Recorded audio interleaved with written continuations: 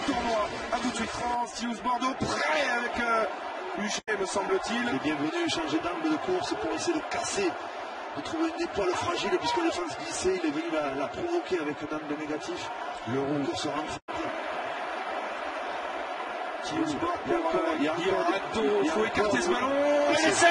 L'essai sous les poteaux, voilà, on est reparti sur de grosses bases encore. L'essai de Maxime Mermoz et l'équipe de France réagit tout de suite. Quel match. C'est parti d'une touche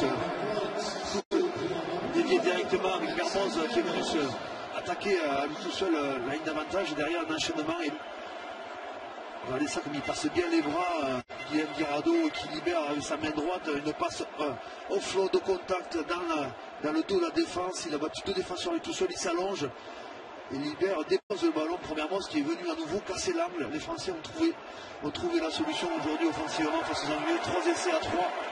Et cette fois-ci, il est transformé par Jules Pisson. L'équipe de France revient à 5 points. On pense évidemment, il y a fait référence tout à l'heure, Philippe Saint-André au micro de Clémentine, aux 8 points laissés en route par Pisson en première mi-temps. Mais les Français sont au courant.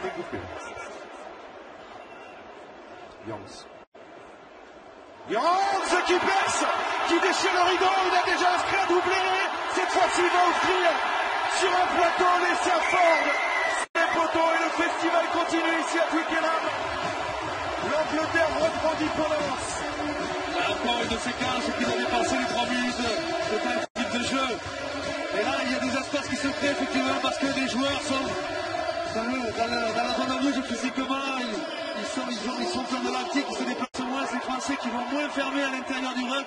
Et Young, qui est en forme, qui est en canne, va casser sur une fin de passe, va trouver un espace et puis il va accélérer. Les Français ne vont pas pouvoir fermer autour de lui. Et Ford, qui est venu en hauteur, terminer le travail de son demi-mêlée. Physiquement, il nous amène dans des zones d'intensité maximale où les déchets musculaires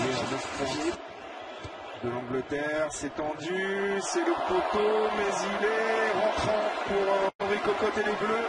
Angleterre 34, France 25, 9 points d'écart. Le ballon est tout géré sur le renvoi encore par les Anglais. Cole, Brown, le petit jeu au pied à suivre pour Noé. Il ne faut pas se gêner la Spedding.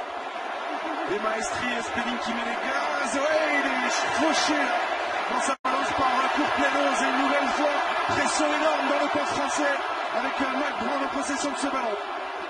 Pas de répit, pas de répit. Jans, le renversement sollicité par Ford et du décalage. Burrell, il a fait le mauvais choix. Et il n'avait pas vu sur l'extérieur se fermer côté français aussi rapidement. Et c'est pas le joueur qui enchaîne énormément sur les passes. Burrell, c'est plutôt le premier centre. Il y a un avantage pour lui, le bras tendu de M. Rollins. Il est capable de trouver de contrôle. Noël, l'essai de Noël pour les Anglais, 5e essai. La marée blanche continue de déferler à Twickenham. On va passer la barre des 40 points à la 53e seulement. Et Noël, fidèle à sa campagne en 2015, il a cassé le premier plaquage. Et en plus, il a cassé le second, le troisième pour finir sur les poteaux français. Il y avait un petit décalage, et pourtant Young a permis de fixer l'avant-dernier défenseur. Et Noël, lui, il a besoin de personne pour se décoller, pour se mettre dans la défense. Il va battre sur 2 appuis le roux, Maestri. Belle rencontre. Il fait quand même beaucoup de points. Angleterre 41, France 25, 16 points d'écart. En même temps, le break est... Depuis 10 minutes. Ouh, la Cocotte, il s'est fait faucher sur ce renvoi effectué court, ce renvoi au 22 mètres par Parling. Et il a pris une faucheuse. Ouais. Maestri, Chistera pour Johan Huget.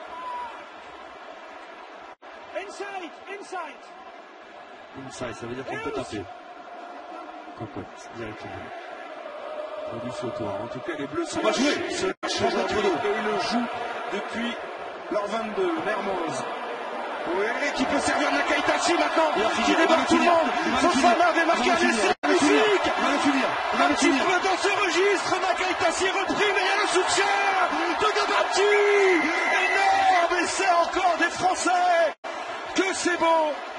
ce travail de Noah Nakaitasi qui a trouvé le soutien de son partenaire de club, Vincent Debati. Je peux vous dire qu'il a fait... Il s'est déplacé Vincent Debati parce que avec soutien de Nakaitasi à débordement, après 80 mètres, il a la caisse, il faut qu'il récupère un petit peu, laisser les récupérer.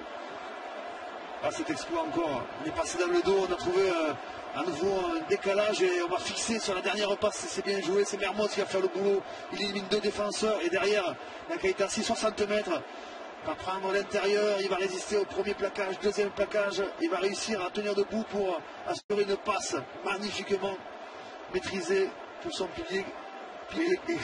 Il faut les déplacer, les 116 kilos de Debati qui était au soutien de la course de Nakaitasi pour inscrire son premier essai en équipe de France. Le Belge Vincent Debati qui va céder sa place, mais il était là au soutien de Nakaitasi pour le 4e essai de l'équipe de France dans ce match. 2 mètres de la ligne d'en but, Yangs pour Vunipola et sa puissance aidée là par Burel. Vunipola inarrêtable. Finalement stoppé sur la ligne, Monsieur Wells toujours le bras tendu, avantage en cours pour les Anglais. Yangs, il veut vraiment son triplé. Ah ouais. Vunipola, essai. 6e essai de Vunipola. À 14, hein, monsieur. Ce match est dingue, complètement dingue. C'est fait, c'est transformé. Angleterre 48. France 30, on est en train de battre tous les records ici à Twickenham. On revoit l'essai de Vunipola qui n'avait pas tout à fait contrôlé le ballon sur ce ralenti visiblement. Exact, correct, comme dit le TMO, correct. Pouvoir défendre l'alignement. Prise de balle assurée par Flancard. Et un moule enclenché par les Français. Très bien enclenché. On a tourné autour, on va marquer. Je ne vois pas comment on ne marquerait pas. Kaiser dans le but pour le 5e essai français. Est-il accordé par M. Wells? Oui, bien sûr. Ouais, le point serré de Thierry Dussautoir et 11e essai. C'est fou. Essai de Kaiser. Avec Noël qui s'est positionné dans le dos de Ford. Voilà, Worth pour 12 Trees dans le dos justement. Ford et l'essai le voilà. L'essai de tous les espoirs. Le 7e essai anglais, le doublé de Noël. L'Angleterre court pour se replacer parce que si cet essai est transformé, ils peuvent revenir marquer et remporter ce tournoi. C'est complètement fou. Il avait déjà joué face à l'Italie, c'est lancement de jeu avec Noël caché dans le dos de Ford. Un lancement de jeu surmêlé avec un appui de Trees, Noël et puis qui va faire fixer et profiter du fait que Maxime Mermoz, joueur du jeu, soit écarté sur la passe. Ficou est obligé de rester. Noël s'engage sur une petite passe à hauteur. Il avait joué face à l'Italie. À Twickenham, Ford prend son élan. Ford passe ce coup de pied. Angleterre 55, France 35, 6 points. Et les Anglais remportent ce tournoi dans une dernière journée dantesque.